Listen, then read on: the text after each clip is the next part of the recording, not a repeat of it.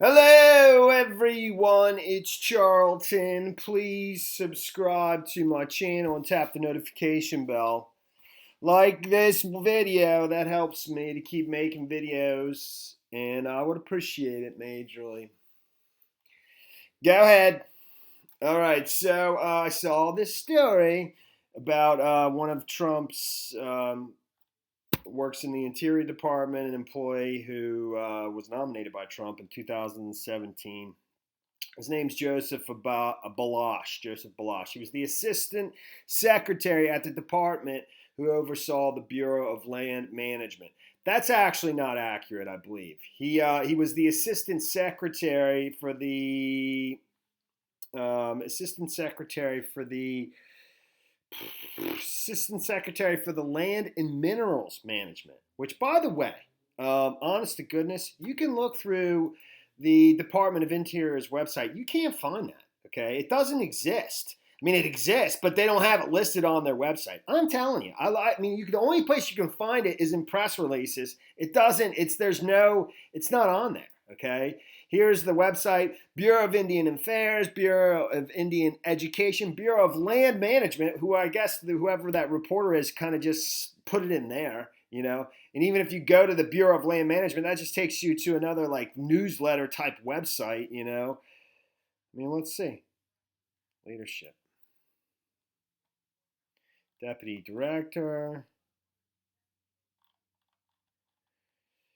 It's not real important. I'm just telling you, it's not listed on the website for some reason, for some odd reason. So, but let me continue through that actually. Bureau of Land Management, Bureau of Ocean Energy Management, Reclamation. You can go through it all. It doesn't exist. The the Land and Minerals Management. You can't find it. Whatever, dude. So he stepped down last week. He's already this week joined an outfit called Oil Search. Right. The assistant secretary at the department who oversaw the Bureau of Land Management, I already went over that's not correct, left his job last week.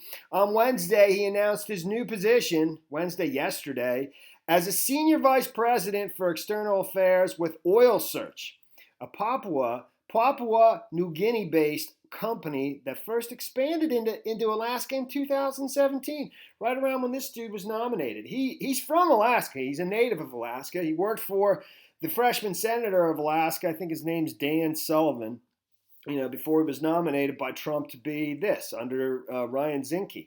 Ryan Zinke's gone too. He's not the Interior Secretary anymore. He left in December of 2018. Whatever.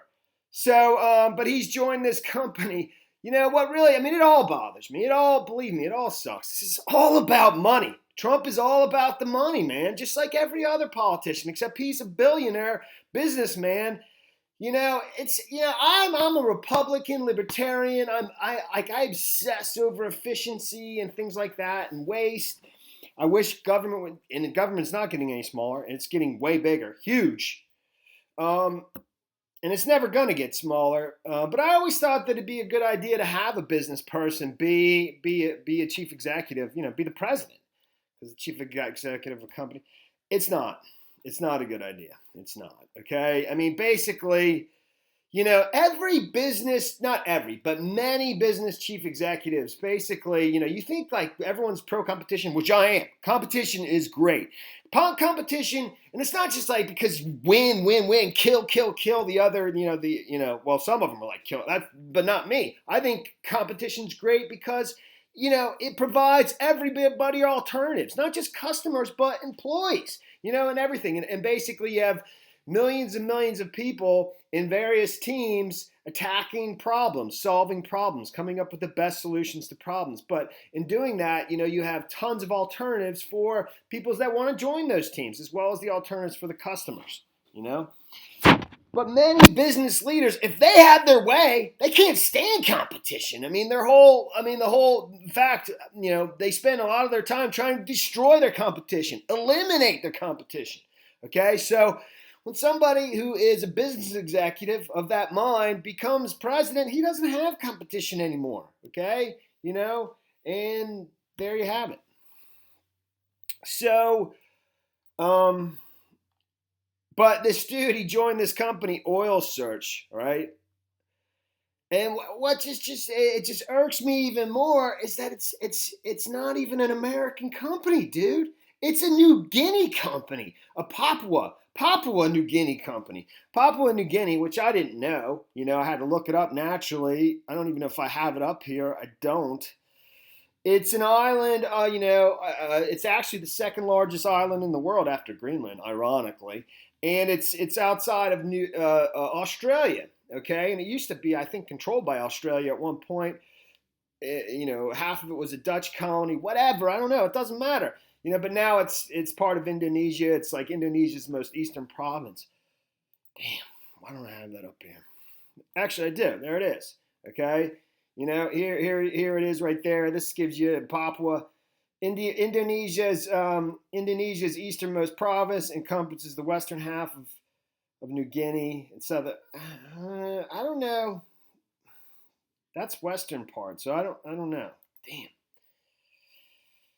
Whatever, dude. There it is, right there, and Australia's right underneath it. I don't know who controls it. I believe the Indonesia does. Okay. I know one country that doesn't. Us, the United States. So why a company from Papua New Guinea is at the front of a new project drilling in the Arctic in Alaska? That doesn't sound too good for me. And you have a former official in the Interior Department nominated by Trump, stepping down and then joining this company. Okay, up here a little bit, and just so we're clear on what it is, Papua New Guinea is its own independent state. Okay, the western portion of this island here is the easternmost. That's Papua. That's Indonesia's easternmost province. East for Indonesia, even though it's the western part of the island. New Guinea, Papua, is its own independent state. So Papua is part of Indonesia. Papua New Guinea is its own independent state, whatever. Independent state of Papua New Guinea, the western half. The western half, referred to as the West New Guinea or West Papua, has been administered by Indonesia. So hopefully we're clear on that. The west side of it is Indonesia. Papua New Guinea is its own independent state. I don't need to go into more. It's just not the United States, dude. So let me just continue. At the Interior Department, he's been an advocate for this. Is Balash, Joe Balash, I think is his name.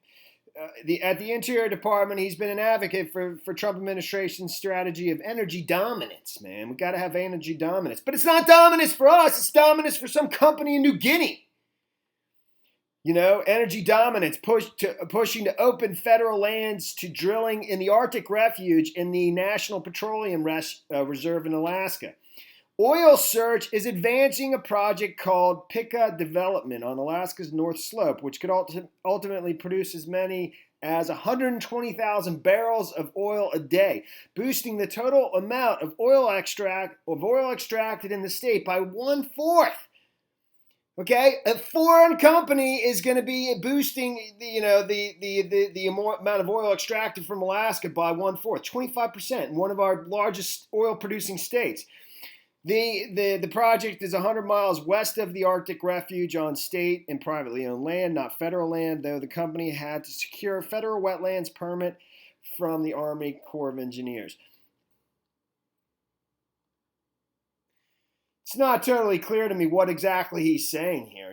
Balash said he started to take calls from search firms in May and got smacked when the first one was from an exploration and production company in Alaska.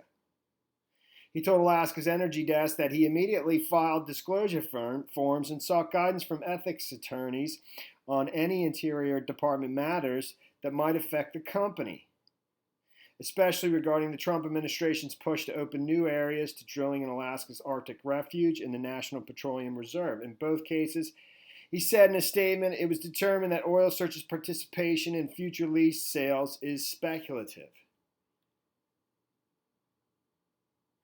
I don't get that. I mean, is he saying that he's been talking to this company since May. I don't know. I mean, that's kind of what it sounds like, dude. Whatever. I mean, whether it's not is it or it isn't, it just all stinks. It's terrible, terrible. So, go ahead. All right. So, let me just keep going. And I just for the heck of it, I looked up Oil Search. The Papua New Guinea based company. Because it's publicly traded. It's traded on the Australian Stock Exchange. I think one other stock exchange as well. I'm not real sure. But, just to see who are the major stakeholders in it. And then I just took one or two of them, really just one, because it was the name of a person, and just see if it wouldn't bring up anything. And it brought up another company, because that person's a major shareholder in this company, Naomi Cotton. And it turns out that they're both Australia-based companies. Papua New Guinea is the island off of Australia, and Naomi Cotton is based in Australia, and I assume Naomi Cotton's probably traded on the Australian Stock Exchange, whatever. So, but several of the major shareholders of Oil Search are also the major shareholders of Naomi Cotton. I'm fairly certain Naomi Cotton is a massive conglomerate that takes cotton from cotton growers all over the world. I don't know if they have their own manufacturing and processing, and if they grow cotton themselves in addition, I don't know. But I'm fairly certain, based on looking at their website, that they take cotton from cotton growers all over the world. Anyways, they have similar major shareholders as Oil One, National Nominees Limited, Citicorp Nominees Pty Limited, Citicorp Nominees Pty Limited, JP Morgan Nominees Australia Limited, JP Morgan Nominees Australia Limited, which this is actually the top 20 residential capital stockholders. That means, people that are based in Australia, I assume, even though JP Morgan is a huge U.S. bank, international bank, that they're this LLC or whatever, this corporation that they established for this fund, which many, these huge investment companies do. They turn it into it's an LLC, or they turn it into its own company, and it's based in Australia, whatever. So, but it just kind of caught my attention for sure. I mean, the first thing that came up when I searched one of these major shareholders was this, and it just started to get me thinking, I wonder if there's something going on where you have, huge farming conglomerates, outfits that are benefiting from the trade war that we have with China, that are doing quite well as a result of China doing business with other parts of the world, because they're restricted from doing it with us. And, I don't know, dude. That kind of seems like what's going on here. It certainly wouldn't shock me. So, and cotton is one of the major, one of the farming industries that has been majorly affected by the trade war. Okay? And this is just from August 28th, from just less than a week ago. U.S. cotton industry quietly faces crisis from China trade war. While soybeans have remained front and center in the United States trade war with China, American cotton is quietly facing its own tariff-induced crisis. Cotton was among the first round of agricultural commodities China hit with retaliatory tariffs in summer of 2018. Its price has been slowly declining ever since. This summer it dropped below the level most farmers need to make any money from their 2019 harvest, dude.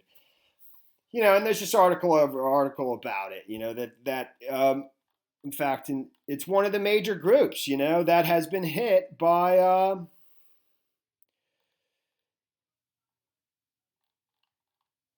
the trade war. China bought 130,000 tons of soybeans, 120,000 tons of sorghum, whatever that is, 60,000 tons of wheat, 40,000 tons of pork and products, 25,000 tons of cotton from the United States between July 19th and August 2nd. It's one of the major crop groups that's affected by the trade war with China, and is companies like this benefiting from that, and somebody else has investment in, God only knows who's invested in all these funds, and it's all done offshore, out of the United States, out of the jurisdiction of our financial regulators.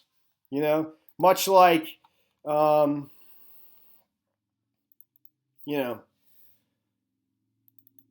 this whole deal, which I'm not going to go into. I went into in another video. That's the story there, dude. I'm telling you right now, it's bad. All bad. Trump's bad. He's bad, dude. And he's screwing over people, regular people, regular good people. And he's telling them that he's helping them.